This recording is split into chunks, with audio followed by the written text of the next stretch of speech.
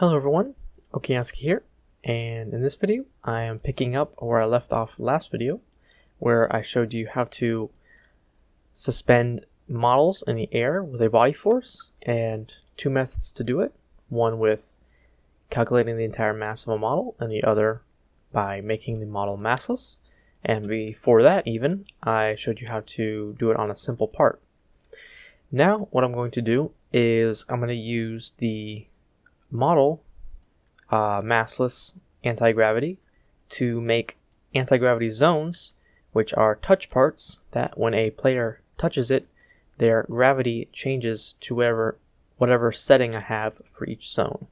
So right now I actually have 2 zones at the moment. I could make more, but I just have 2 for now. And if I go ahead and test it, you'll see that when I touch this zone, my gravity changes, and when I touch this other zone, my gravity changes again back to normal. I have this one set to send you going up, and I have this one sending you back to normal. And that is all because of this script, where I have some information at the top, making a body force, the massless, making our character model massless, function to set anti-gravity, something to just manage the debounces of each zone, and then just events for touching each zone. So I'm going to be recreating this script and going through it line by line and explain to you how it works and how you can adjust it to your liking. So let's go ahead and delete this script, and Alright, so I'm going to go ahead and insert a new starter character script. I'm going to insert a local script into here, and this little local script will load every time a character loads and paste itself inside of there. And I'm going to call it gravity zones. And the reason why we want to have a local script inside of the character is because whenever you're dealing with things that the character controls, or things that move the character or change the way a character moves, you should always handle that on the client. So that's things like walk speed, changing body forces inside the character, animations especially, and sometimes even teleporting the character you want to handle on the client in a local script. So I'm going to go ahead and set up the script. I'm just going to call it zone anti-gravity at the top, and I'm going to go ahead and break it off into sections, and then we'll go section by section. Sometimes we'll have to bounce in between them, but you'll see how we go along. I'm going to have a localize section. I'm going to have a information section, a functions, then we'll have some events, and then lastly we'll have an initialize. Alright, so the localize section is pretty simple. All we're going to do is grab the player character and create a new body force and just store them in some local variables. So I'm going to do local player equals game.players.local player. And I'm going to do local character equals player.character, and the character should have already loaded by the time this script loads because it's in a starter character script, so shouldn't have any errors there. And I'll do local body force equals instance.new body force, and this will create a new body force. And I'm not going to change any settings with this body force. I'm going to do that in the initialize at the end. Alright, so inside of information, we're going to go ahead and create more local variables, but these are going to be tables that hold important information for our setup, so to speak. So I got 3 of them that I want to make. Local zones, local debounces, and lastly, local anti-gravity multipliers. Okay, So if we go ahead and look into my workspace, I have 2 zones set up, and you can have any number of zones, 1, 2, or however many you want. And I have 2, and I have them called Zone A and Zone B. So this one is Zone A, the bottom one, and this one is Zone B. I have them tucked away in a folder called Zones, and that is inside of another folder called Tunnel. So for each zone, I'm going to go ahead and give that zone a string, and I'm going to give it the same as its name inside the workspace. So I'm going to do local, or not local, but string zone A equals workspace.tunnel.zones.zone A. So string zone A, and then part instance zone A. And then same thing for zone B. String zone B equals part instance zone B.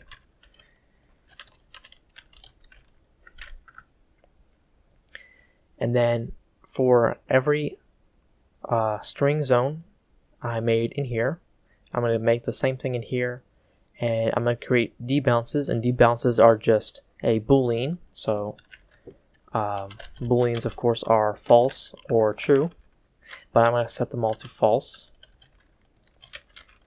And what these are going to do is they're going to keep track of which zone was most recently touched, so that way a player will be using this to prevent a player from double touching a certain zone.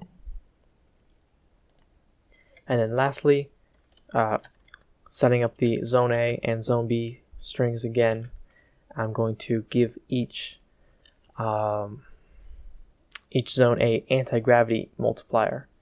And for zone A, I'm going to make it slightly greater than 1, and for zone B, I'm going to make it 0. So slightly greater than 1 would make the anti-gravity greater than the force of the gravity, which makes the player float up, and that's exactly what I want. I want the player to touch this part, and then they start floating up, and then as soon as they hit this one, the strength of the anti-gravity goes to 0, so it's completely has no effect anymore. Alright, so for the functions, I'm going to go ahead and set up 3 functions. Function make massless, given a parent. Another function called set anti-gravity, given a zone name. And lastly, a function to update the debounce. Function to update debounce, also given a zone name. Alright, so the first one we should already be pretty familiar with, and that is from the last video where we take all the parts inside of a character and make them massless except for the humanoid root part. So I'm going to quickly go ahead and rewrite what I did earlier. For descendant, index, descendant, in pairs, parent, get descendants, do, if descendant is a base part, and descendant that name is not equal to humanoid root part, then descendant's massless property is set to true. And for the parent, we're just going to run this function given the character's model, and that will be the parent. And then one thing I'm going to go ahead and add on to this is going to account for if children are added to this model later on, such as other parts or tools or hats, parent dot child added connect, and we're going to do the same thing. If child is a base part, then child.massless property is set to true. We don't have to worry about checking if the name is not humanoid row part, because the humanoid row part isn't going to be added to the parent, so we don't have to worry about that. Alright, and that's our make massless function. Let's go ahead and create a function to set anti-gravity onto the player given a zone name. And remember, our zone name is these keys right here. So zone A and zone B are my zone names. So I'm going to do local anti-gravity multiplier, and I'm going to get one of these multipliers depending on what zone name I got. And to do that, I just do I call to my multipliers table, the actual table, anti-gravity multipliers, and then I index it with a bracket, and then I insert the zone name. So when this function runs with zone A, the multiplier will be 1.05, and when it runs with zone B, it'll be 0. And that number will be set here. Then we want to go to our body force and set that body force's force equal to vector3.new. And you guys should be familiar with this as well from my previous videos. Body force.parent get mass times the workspace.gravity, and then we're going to multiply that by that multiplier, anti-gravity multiplier, and then comma 0 and parentheses. So we'll have a y component of the humanoid root part mass, because the body force will be, it's not in the humanoid root part yet because we haven't added that line of code, but that's where we'll be putting it.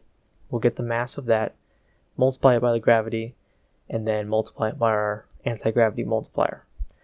You'll notice here when I was referring to the numbers being greater than or equal to 1 or less than, if this was 1, then there would be exactly the same gravity and anti-gravity. If it's greater than 1, then the anti-gravity is greater than the gravity and the player lifts up. And if it's less than 1, then the gravity is stronger than the anti-gravity and the player will have will float down or fall.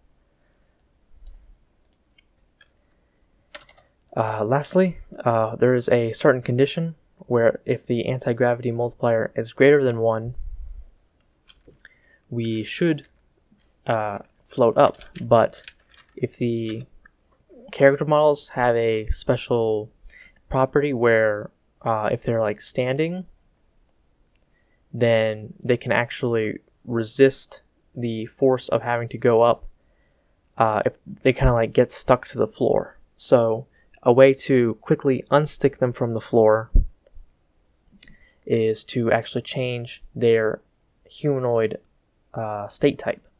So real quickly, let me show you what I mean by that. Here's my finished script, just going to it for reference, and I have the code that changes the state of the humanoid commented out, so it does not run. And you'll see if I touch this zone has actually activated a force on my body, but it's not, you don't get to see it. My body's not actually moving because I'm like in a standing state and my feet are actually kind of glued to the ground a little bit. So I don't actually float until I jump. As soon as I jump, the force is obvious. I'm now moving and it works normally.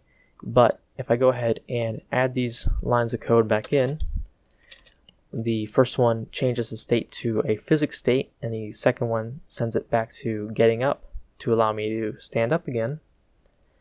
If I go ahead and test this, you'll see that the moment I touch this zone, if the anti-gravity multiplier is greater than 1, then my body will activate the physics state type, which will sort of unglue me from the ground. So it'll look like this. So I don't have to jump. As soon as I hit the zone, I just start floating. Now you can't stay in the physics type, so that's why we use a spawn and a wait. So let's go ahead and write this into our script from earlier. Alright, so here we are again. I'm going to go ahead and create a spawned function. The spawn function will allow this function to run on another thread, and because we have a wait in here, wait 1 second, we don't want to pause this entire script for 1 second. We just want to pause this one specific function for 1 second. So that's why the spawn is necessary. Character.humanoid change state enum.humanoid state type physics, and then here character.humanoid change state enum.humanoid state type getting up, and that should finish the set anti-gravity function. The last function is the update debounce function, and this one is real simple. It's just 2 parts. First thing we do is remove debounces,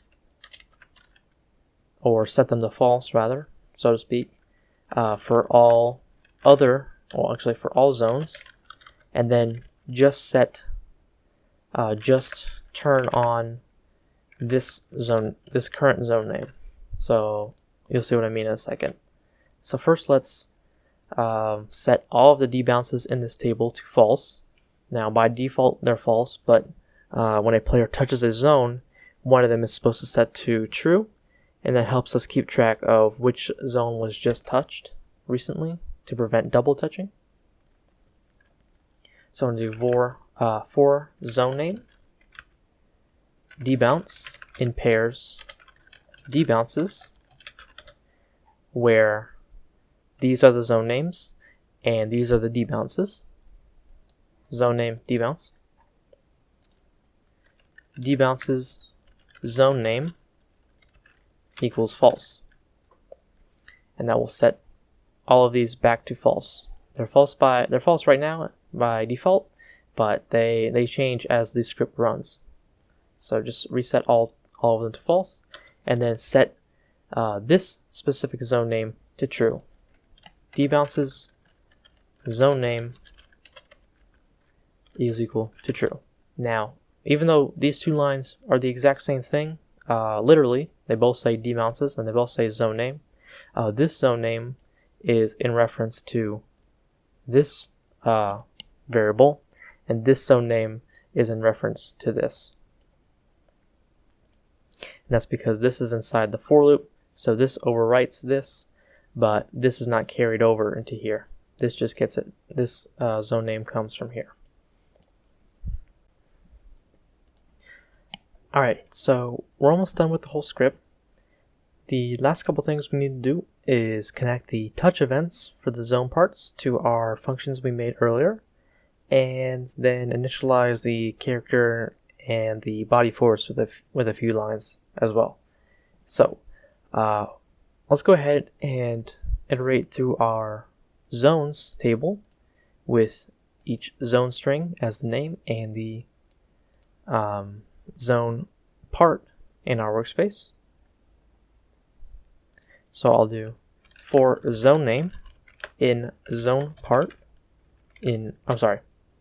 for zone name zone part in pairs zones do.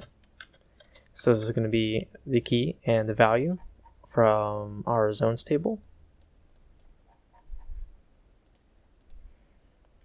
And here I'm going to listen for when the zone part is touched. So zone part touched, connect, and we're going to run this function given the touched part.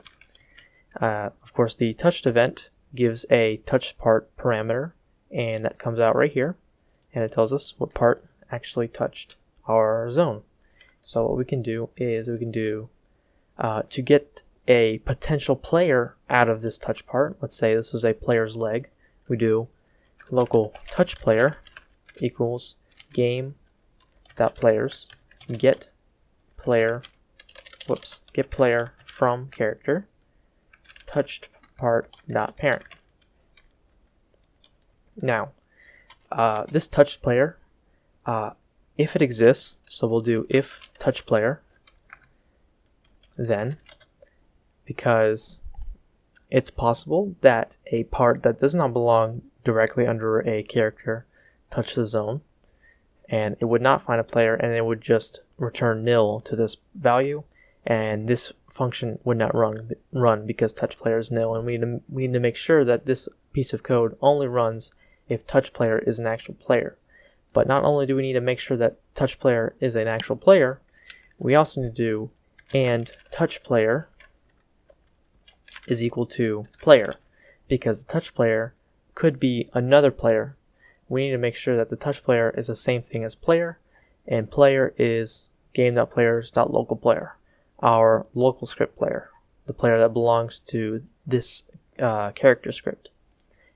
And we need to do a third check, and this check is basically not debounces zone name.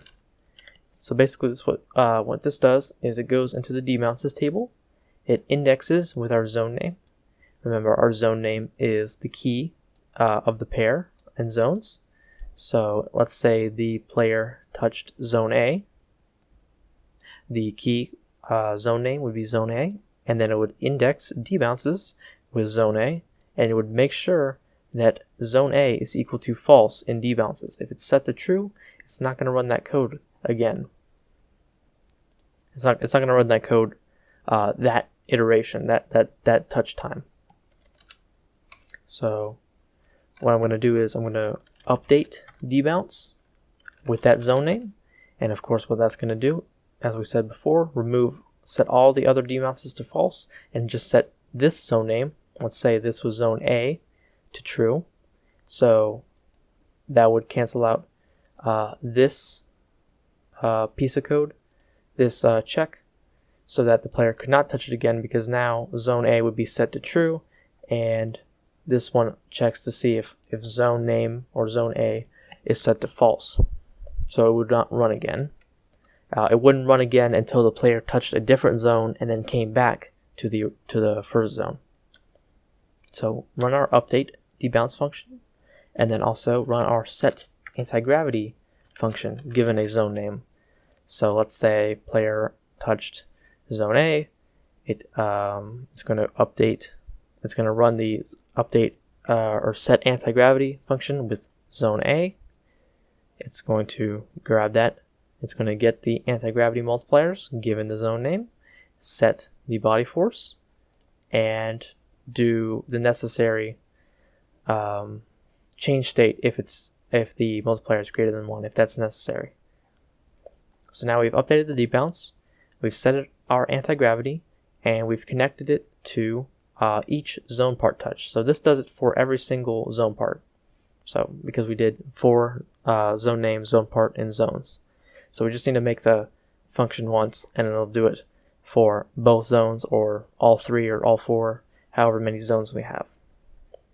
And when I'm done, I'm actually going to be adding a third one just to show you how you can add one easily. And then lastly, we just need to run the make massless function on the character once, and we only need to do this once. As soon as the character spawns, this function or this script will load because it's in starter character scripts, and it's gonna make this character massless, as we've seen before. As well, if a child gets added to this character, then we'll also set that to massless as well. And then lastly, we made a body force. We made a new body force instance, and we set it to body force, but we didn't actually change any of the properties in it, and I'm going to do it right here at the end of the script.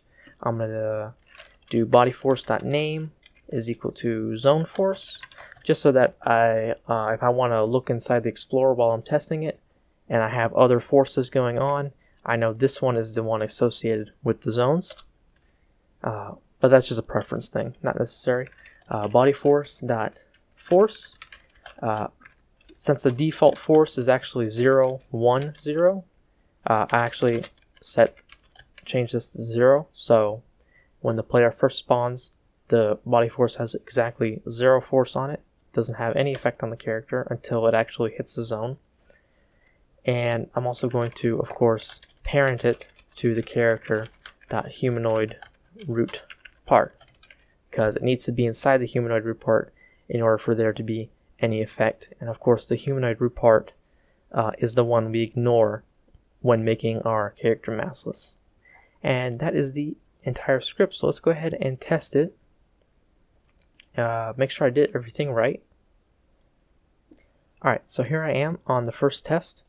This is Zone A, and I have Zone A's anti-gravity multiplier set to 1.05, so that should make me float up if I touch it. And I do, I float up. And if I touch Zone B, its anti-gravity multiplier is set to 0, so I should have 0 anti-gravity. I should just be completely normal.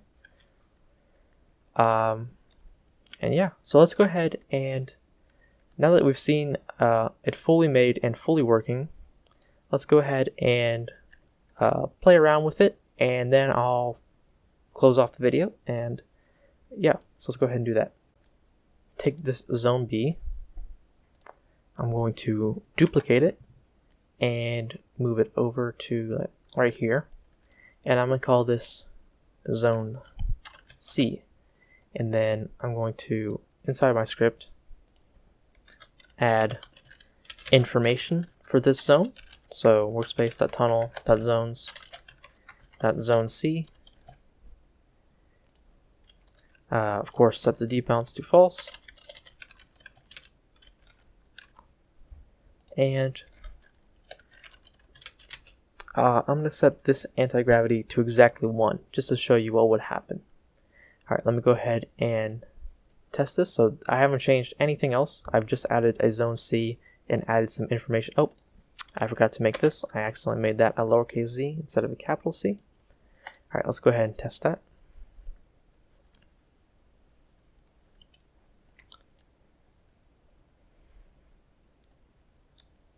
Alright, this one should still work as normal. This one as well. So now I've got no anti-gravity, but as soon as I hit this one, I should have an anti-gravity that is equal to the gravity. So I should just float. And as you can see, I am perfectly not moving up or down vertically at all. I'm just suspended. We call this a suspended state. So yeah, that's the all I've got for this video. If you guys have any questions, feel free to ask me.